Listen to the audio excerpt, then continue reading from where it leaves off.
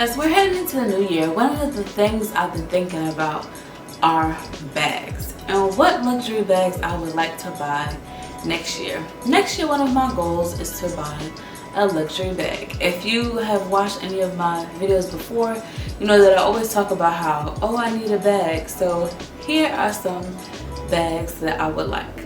Now, if you're anything like me, while there are bags that are popular, I personally, and I'm sure that they're good quality bags, but I want to hear about something different. There are different bags that I'm attracted to that are not popular, but they're luxury and they're still good quality.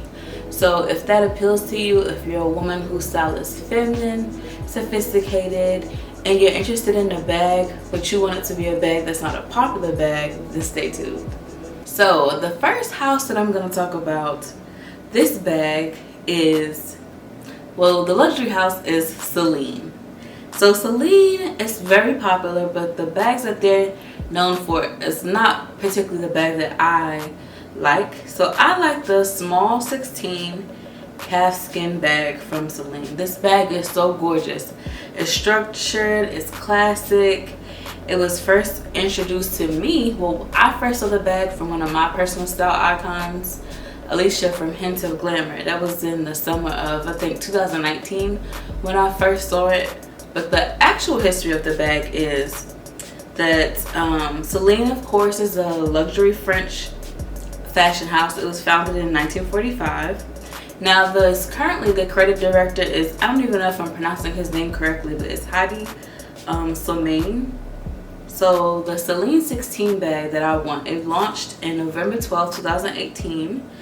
And I was looking at one of the old Vogue magazine or article, and they were interviewing the CEO of Celine, and she said that it took 6 months for this bag to be constructed because they were trying out different skins and leathers for the bag. They wanted people to show with this bag that Celine is really known for craftsmanship.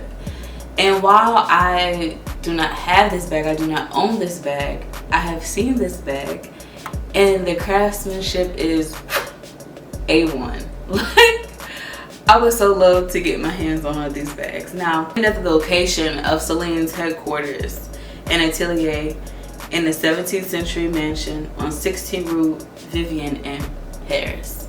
Now, of course, I'm not French, so perhaps I'm mispronouncing certain things, so I apologize for that. But that's just a little bit of history behind the bag. One of the first celebrities to wear this bag was Lady Gaga, and that's because of her relationship with the creative director Hedi Slimane, and he's actually still the creative director of Celine. So there's so many different colorways of this bag. There are different sizes as well. There is the small that I want. I want the black with gold hardware calfskin from Celine, and it is currently $3,950. It is so, I love it. I like, that's the small size. Then they have the Classique, which is a larger size, and that's currently $4,500. Now there's several different colorways, so the price also depends upon not just the size you get, but the colorway that you get. There are minis, there are some with tweed, there are some with shearling. There's different colors. So even though I would prefer to get the black with the gold hardware because I don't have any black bags, and occasionally I'm like, oh, I need a black bag. I wish I had a black bag, but I only have one black bag, and it's not really the structured bag that I like. I love top handle bags that are nice and structured, that also have a crossbody, because to me it embodies two of the things I like. Top handle to me, very girly, and just, oh, I could just carry it like this, like, I can't be bothered.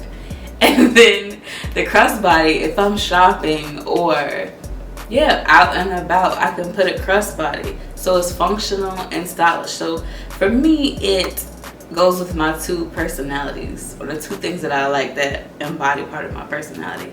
So that's why I like top handle bags, and I would love to have this one. And I'm definitely gonna show like different colorways of this bag as I'm talking, so you can kind of get a feel of this bag. I believe that I like the gold hardware, but I believe that there's also some with silver hardware. I just love this bag. It's such a classic, good craftsmanship, and we're talking about luxury bags, so of course they are expensive. These bags are expensive, but honestly, when you think about just luxury in the space of luxury, if you've done your research and looked at any luxury bags or luxury houses, everything has increased in price. That's just how the world is nowadays. Inflation is very real, including in the luxury market. But when you get a quality bag, you can wear that bag over and over and over and over again. Many bags are seasonless as well, depending upon what kind of skin you get. So if you get a leather, or I personally don't wear suede in the spring and summer, but I guess you could if you wanted to. But to me, you know, bags you can have for years. You can be like, right now I'm 33. So I'm pretty sure if I buy one of these luxury bags, I'll be 40 and still have the same bag. So that is what I love about them, even though they are expensive. So on to the next house. So the next house is Mark Cross. I really enjoy Mark Cross. Part of that comes from, I love 1950s. You know, my style is, well, I define my style as very glamorous. I love glamour. And so to me, no one bodies that like the 1950s starlets. 50s, some of the 60s, but mainly the 50s. You know, the Grace Kelly's, Marilyn Monroe, and so many other great Hollywood actresses. But Mark Cross, it was established in Boston by Henry Cross. He named it after his son in 1845. And so this is known as a quintessential American luxury brand. So while Celine and the other brand that I'm going to talk about, they're international brands, this is, I think it's cool that there's a American luxury brand that, while some people know about it, I don't think it's as popular as other brands are, but they still have great craftsmanship, great quality, and they are indeed a luxury house with a good heritage.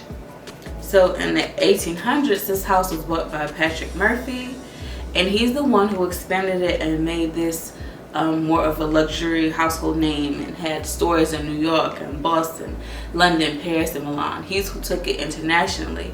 Then in 1921, his son, Gerald Murphy, took over. Now, I think it's interesting because while this is an American brand, he and his wife took this American brand and went overseas with it. So it's an American brand, but it has a French twist as well because of where they lived. So I just think it's pretty dope. It's a lot, but fast forward now, the current creative director of Mark Cross is Rebecca Mendoza, and she says heritage brands don't have to make a story, because we have a story. We just need to tell and educate people about why it is luxury, why it's worth it, and what it's worth. And I think that's pretty cool. Like I said, I like to know about different brands and why they're luxury, what about their history.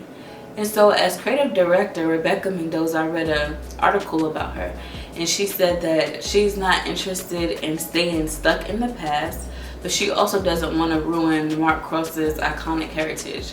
So there are certain iconic bags from the brand that she said that she's not going to change or touch. She just might add maybe in a fun, colorful color, or add feathers or a different texture, something that would be more that I guess modern or new age consumers would be interested in. So I think that's pretty cool. You can be have a certain heritage, but you can also expand that and have some sort of relevance in the current market as well. So the two bags from Mark Cross, and really there are more than two bags, but I'm just gonna highlight two bags today from Mark Cross that I like. The Madeline 21. I love this bag. So top handle, of course, with the crossbody. I told you that's my favorite style of bag. I love the silver hardware. This one that I want is 100%. It's the 100% Dover box calfskin, and it has a signature red napa leather lining. So just like Christian Louboutin is famous for the red sole, a lot of Mark Cross bags. I shouldn't say all of them, but all of the ones I've seen, I think many of them have their signature red Napa leather as the interior of the bags. So it has the signature Grace lock with the key, and I like the colorway, as you can see on the side, the Dover Box Freezer is what it's called. It's a hot pink. I love this color. Oh, it is so cute. Right now, the hot pink bag that I have that I wear that I love is from Target, and I have worn that bag so much, and so I already know that even though this bag is a hot pink, and many people would think, why would you buy a bag in a hot pink? That's a luxury item. Are you sure you will wear that? Why don't you get a neutral color? But I already know that I'll wear it because the pink bag that I do have, I wear frequently in itself. So that's another thing. If you're gonna buy a luxury item, I would say buy something that's not a luxury item first, but that's very similar, either in shape or color, to see if that's something that you would wear frequently. And if it is, then it lets you know that when you do buy a luxury item, you'll wear it quite frequently. So I love this bag. And so again, the price for this, it depends upon what color you get, but the one that I want, the Madeline 21 and the Dover Box Fresher, is currently $2,150. So again, that is hefty, but it's not as much as a Chanel bag or Hermes Kelly, and it's a beautiful constructed bag, nice craftsmanship, good heritage, but it's also not super popular. So I like that, a little bit of mystery around your bag. Like, ooh, that's a nice bag. Where's that from? Oh, it's a Mark Cross. Now, of course, some people will know Mark Cross, some people won't. Some people might think, oh, well, who's Mark Cross? Like, who cares? But you know who it is and what it is. So I love that.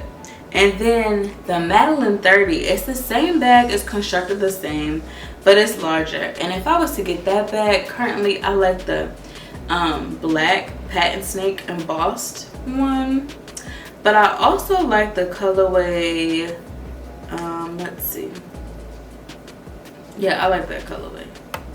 But they also have this Madeline 30 and what they call calfskin grape, a box calfskin grape, and it has gold hardware, and I like that too. That's nice. I wish it was a little bit more ox bloody, so a little bit more burgundy-ish, but that's a nice bag. And this one is $2,490. So it's larger, it's a price difference, but not so much. So really, it would just determine upon whether you want the smaller one, bigger one, does it come in the colors or textures that you want, and you can go from there. So the next Mark Cross bag that I like is the Grace box. Now, again, like I said, I like glamour. So I don't know if you guys have ever seen the movie Rear Window, but it's a great movie, and Grace Kelly's in it. She plays James Stewart's love interest in Rear Window, and she comes over and she brings an overnight case, and she lets everyone know that it's a Mark Cross bag, because I don't remember the line exactly, but she's like, yes, this is an overnight case from Mark Cross. And she shows, basically it's almost like an advertisement for Mark Cross, but just the way they do it, they work it in, and she's like, you can fit everything in it. She pulls out some, you know, slinky night number, and I just love it. It's a good movie, so you should watch the movie, not just because of that, but it's a good movie in general. But anyway, I have always since then been interested in Mark Cross, like, and that's where my interest in Mark Cross first started. But they have the Grace box, which is inspired by the overnight case from Rear Window that Grace Kelly had. And so this box it's 100% calfskin leather. We have a palladium plated base hardware, crossbody strap. It also is top handle. Again, the signature red Napa leather lining. And this particular colorway, which is the sky blue, is $2,350. And I just love this. It's so cute. And you know, if you want to buy the the overnight case from Mark Ross, that's also available as well. They still sell that. I believe that's $3,000 dollars. Let me see.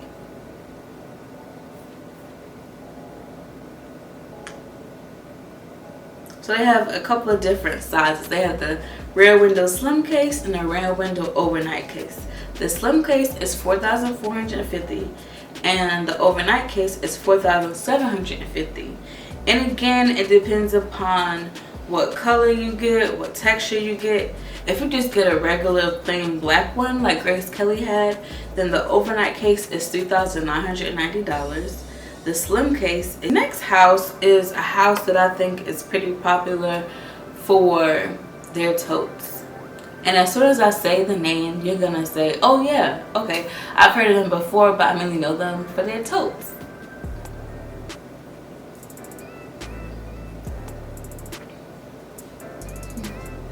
Just have a little bit of wine. I like wine. This is Moscato from Castillo del Poggio. I like it because it's sweet, but it's not overly sweet. Check it out. You can probably get it at, where did I buy it? I bought it at Harris Teeter, but I'm sure you can buy it at Target or just Google it and it'll be somewhere. Whether it be like a Total Wine or someplace like that. Before you go on next, comment down below and then tell me what you think it is before you keep watching. Okay, it's Goyard. Goyard is a Parisian brand, and it was interesting. If you go to the website, you can learn more about the history, but I'll share some snippets with you about the history that I enjoyed or I found interesting. So number one, it wasn't always called Goyard. Maison Goyard Paris. It wasn't always that. So in 1792, Pierre Francois Martin created Maison Martin in 1792. And then he didn't have any children. He had a guardian named Pauline Moutat. And so he arranged a marriage for her. And one of the things that was arranged in her marriage was a dowry for her. And so the dowry to the person who she married was Maison Martin, his brand. And that went to Maison Morel, which was also an employee of his. In 1845, Morel hired Francois Goyard as his apprentice. He was a 17-year-old. He was exceptional and he learned under Martin and Morel. Then unfortunately, Morel died and Francois Goyard took over. And when he took over, he also changed the name of the house, which is why it is now Goyard. Then he ran it for 32 years and his son Edmond Goyard took over in 1885. So I just thought that was interesting. First, that it was, the company's name was originally something else. Then he acquired it, somebody acquired it as a dowry, and then he acquired it because his employer died and he was the apprentice. So that is how it became Goyard. Second, which I didn't know, well, I'm sure you've seen, like I said, the Goyard totes, or if you haven't, they also have a canvas. Just like, you know, the Louis Vuitton canvas is very popular, well, Goyard canvas is very popular. But I didn't know that it was steeped in history, the history of Goyard. So in 1892 was the birth of this canvas that today is also very instrumental in Goyard bags. So the Goyard canvas was created in 1892 by Edmond Goyard, and he said it was inspired by his family history. So the dotted patterns that you see reference the log drives conducted by his ancestors that forms a triple chevron juxtaposed in the shape of a Y and the central letter in the Goyard family name. So that's the meaning behind the Goyard canvas. But what's really cool is that he signed, Edmond Goyard signed his name in the canvas in white, and then